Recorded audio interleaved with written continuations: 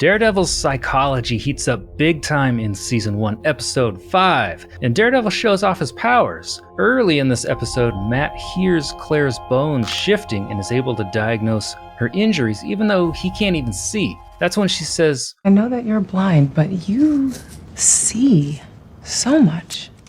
Then Matt says, You have to think of it as more than just five senses. that sounds pretty spiritual to me. So, guys, let's talk about this. Daredevil's powers are almost introduced in a metaphoric sense. So, what do you think this says about somebody who's maybe at a disadvantage or is lacking something? What are we supposed to take from this scene? I've heard that when one of your senses goes out, the other senses magnify. I mean, I'm sure it's true. I've seen musicians who, you think of like some of the musicians that we have out there that were blind, Stevie Wonder, Ray Charles, the way that they are able to, when they play the piano, they sing, but they hear music completely differently than everybody else is. Like Stevie Wonder he is a genius when it comes to music because the things that he can hear and the way that he can sing it and do things, it seems like he lost his sight. That sense went way up, So yeah, I mean, I think if you're that way and I can't see, you really have to start relying and you probably start noticing other things. As a matter of fact, for work, I had to take a sensory training session today. So they were talking about people who are sensitive to light, sound, touch, and the way that your brain works on this. So like you might put on an itchy shirt and like, if you think about it, I can feel my shirt and like I can feel that tag touching my neck, right? But when you're driving your car, your brain switches to more focus on what you're doing. You don't feel your shirt touching your skin. You don't feel your pants touching your leg because your brain is focused on this. So I'm sure that's probably the same way that if you lose the sense, your brain focuses more on everything else to heighten those senses. That's amazing. Yeah. Yeah. Well, and I've heard the opposite too. Like your brain can get really good at channeling pain if you're in chronic pain for too long. So maybe some of this stuff is somewhat like a muscle. I thought it was really interesting that they're talking about seeing the world through something besides your sight, like developing another sense so you can see it. He says it's like a world on fire. And it just seemed like a very spiritual concept that I thought was cool. Claire and Matt then have a heartbreaking debate where she tries to confront him about getting too close to the edge, something that's been building throughout each episode so far. But he totally dismisses her concerns, saying that he'll do whatever he has to do to take down Fisk, the ultimate crime boss. So guys, I want to get your reaction here. At this point, she was looking for confirmation that he wouldn't become a villain, because I think she's thinking, like, whatever he does, if he goes off the rails, she's going to be complicit. So Daredevil's been having this moral battle himself. Now someone else is being dragged into it. Where is he at in this spiritual battle of how he goes about his mission? And how are things looking at this point? I think he knows what he's doing. I think he's kind of putting on a false front for everyone. But the way he was raised by his father, you never stay down. You always get up. You always fight back. You fight for the person who can't fight for themselves, And the way he does things, I mean, he hasn't killed anyone yet at this point. I can't remember if he eventually gets there, but, it's just hurting people and telling them to quit and things, just kind of scaring people. So I think that's the direction he continually wants to go. And if other people see him as a killer, as a vigilante, as a bad person, he doesn't care. It's just some guy in a mask. Mm-hmm. So he's just like, I'm going to continue doing what I'm doing. And the way people see me, I don't care. I agree with Doug. I think he knows what he's doing, but he has a plan. He knows what he wants to accomplish. And I think he'll get as close to the edge as he possibly can without crossing over. I think he'll go he'll take it as far as he has to take it to get what he needs to get done. So I'm the only one here that thinks he's maybe losing and he's sort of flirting with going down the wrong track at this point. I was starting to grasp that maybe he's losing control here, and he's even having a little bit of a battle within himself, because in the last episode when he found out that guy he threw off a roof was in a coma, he said he'll live, which indicated to me it's bothering him, which it could just be the cost of doing a dirty job. But I kind of wondered, I was looking at it like he's losing and something's going to have to snap him back onto the hero track, So it's interesting that we had different perspectives on that. Well, I think he struggles with it. I mean, it's not something that he looks forward to doing, but I think Fisk. Where it's something he has to do. And the way he was raised, he believes that if he doesn't do it, he'd be letting down his father, maybe in a way. Fisk actually says something similar, like he's feeling the same thing Daredevil is feeling. He says that he takes no pleasure in the work that he does and in hurting people. And that's interesting because you've got a villain struggling with that and you've got a hero struggling with that at the same time. And I think that's intentional. We're supposed to see them both as complex characters, but they're kind of mirror images of each other. Oh, exactly. They both have the same end game. They both want the city to be better. They just have completely different ways of going about doing it. Yeah. They both love the city. They do. Or what it could be. Right. So Fisk is doing what he's doing to help the city, especially the area of New York that he grew up in. And he thinks this is the best way that I got to do it. And then you've got Daredevil who's thinking the same lines. I love the city. I want to save it, but not the way he's doing it. I want to do it a different way. So it is very interesting to have both characters have the same common goal, just not on the same page with how to get it done. Yeah. And throughout the series, especially season 1, this is basically an origin story for both of them. Daredevil and Kingpin, they are each other's nemesis. So neither of them have gotten to, Matt isn't Daredevil yet. They haven't said Daredevil or anything like that. They haven't called Fisk Kingpin yet. So they're throughout season 1, they're still trying to form themselves. So yeah, at this point, Fisk might be an actual, he's a criminal and things like that. But it's like, I'm doing this more for the city, where I think eventually it'll be like, okay, it's more for me now than anything else. Would they both be considered anti-heroes? I mean, they're trying to do Almost. good, but just doing it above the law. I mean, I don't know if Fisk would. I mean, Daredevil definitely is. When you're a vigilante, bad. Yeah. Well, I guess Fisk is part of a criminal organization, so yeah. It depends on your point of view. Yeah. I guess he's kind of like a Deadpool, almost. I mean, he kills, but he also robs, steals. Those are the same thing. Sells drugs. Yeah, I mean, stuff he's like that. He's the head of a criminal organization, so I take back the anti-hero part of that. Yeah. Daredevil definitely anti-hero just because of the way he goes about doing it. Mm-hmm. I think Fisk has one of those. He believes he's an anti-hero. He's doing right. If I do all this stuff, or it's like, city's never not going to have drugs. So how about I take control of the drug trade and we just make sure it stays in certain areas and does this and blah, blah, blah. Very similar to The Godfather. It's if we're going to be doing stuff like this, I don't want it hurting people, just the people who it's already hurt. So let's focus the drugs here. And, so much for redemption, right? Yeah. He thinks he's doing the right thing, but as we'll find out in later episodes, obviously the way he lived his life changed him a little bit when it comes to that. Not making the right decisions.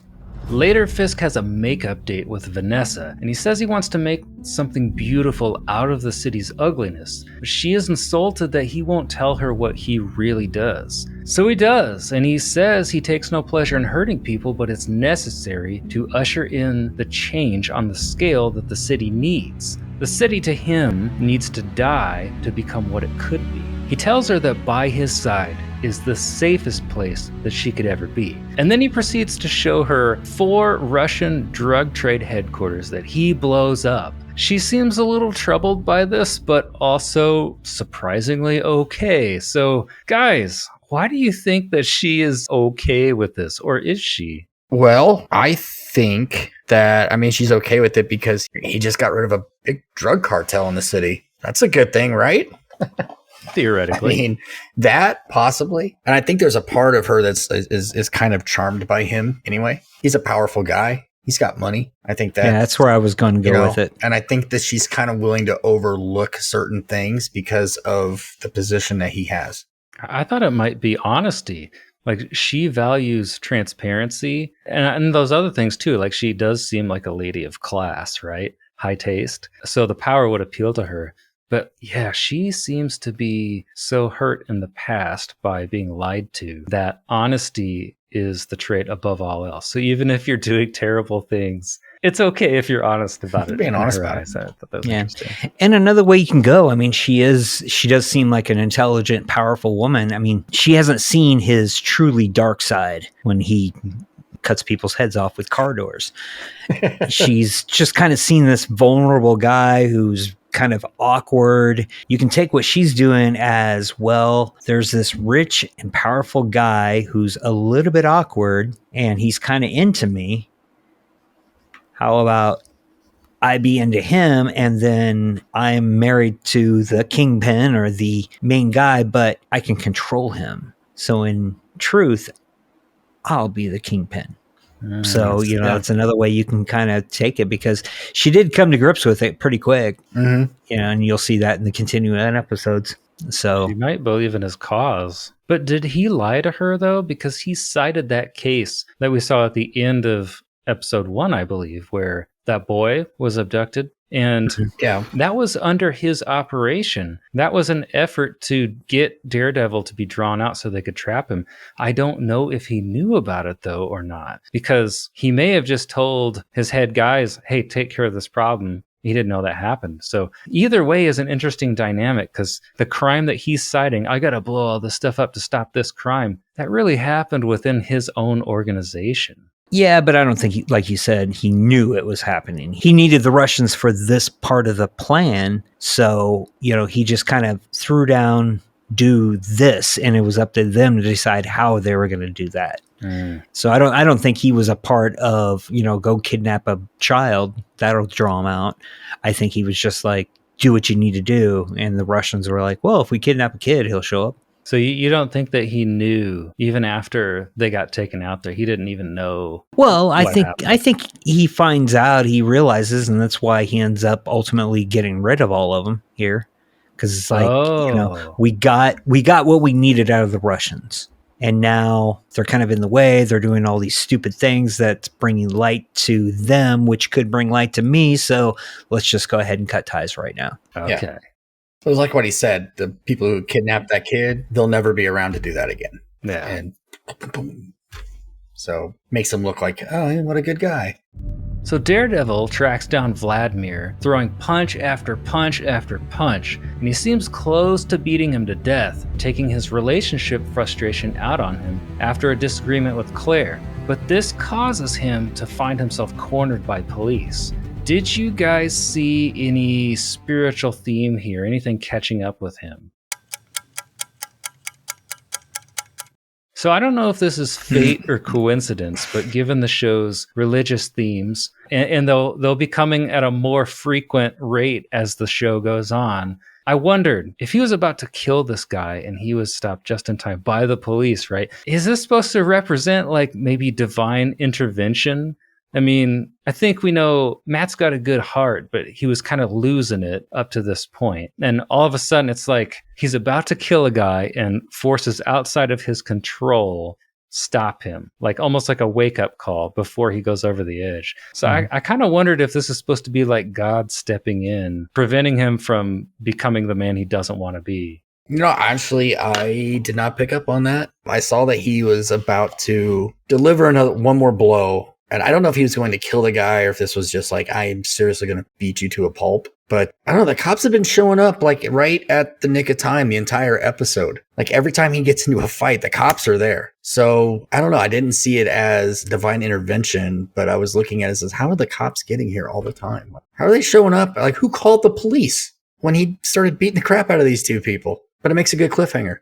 I'll throw in an extra layer there. If we go all the way back to the first episode, when this character arc where Daredevil's moral conundrum begins, remember he's talking to the priest and he's like, Father, forgive me. It's not for what I did. It's for what I'm about to do. And the priest is like, I don't think that's how it works. But like that whole arc of going over the edge started with this confession, which made me wonder, like, this is a piece of that. Am I supposed to read it that way or not? I just think it may be inconclusive, but it sure is an interesting layer to think about. Oh, absolutely. And I think that happens more than we catch. There are a few times where he's about to do the ultimate deed and then something else pops up. So, yeah, and, especially talking with a Catholic priest, God is there. He's watching. So maybe that's just the way where it's like, okay, you got a little bit too far here there. But at the same point, you know, he's got insane hearing, he's got insane touch. All of his other senses are heightened. So he can sit there and pound on somebody and he's listening to their heartbeat. And, you know, boom, boom. Okay, it's slowed down to this many beats per second. Boom, boom. Okay, it's down here. Boom, boom. All right, 2 more. And that's going to be enough. You know, so that last hit, you know, he may have been listening. It's like, okay, this last hit, I'm going to hurt him. I'm going to put him out, but it's not going to be enough to kill him. So he may be able to control himself when it comes to that too. And when he went for that last punch, just the cops happened to show up. Someone's calling. Remember he captured that cop too. And the cop, and he's like, tell him everything's okay. And he's like, second floor. So that's how the cops all showed up. You know, it's funny, like nobody wants to be arrested, but you kind of see an example here of the cops saving someone by catching them. Mm-hmm. You know, if they did prevent him from going over the edge, yeah, you don't want to get caught, but maybe you needed to get caught. I don't know. Yeah. We'll see how he gets out of it in the next episode, though. We also learned in this episode that some police officers are actually on Fisk's payroll, too. I think most of them. Probably most of them. By the, you know, kind of tell, but yeah. Because you don't say his name and bad things happen. Guys, join us in the next episode. We're watching all of season 1. Like and subscribe, and we'll see you then. Let's do it.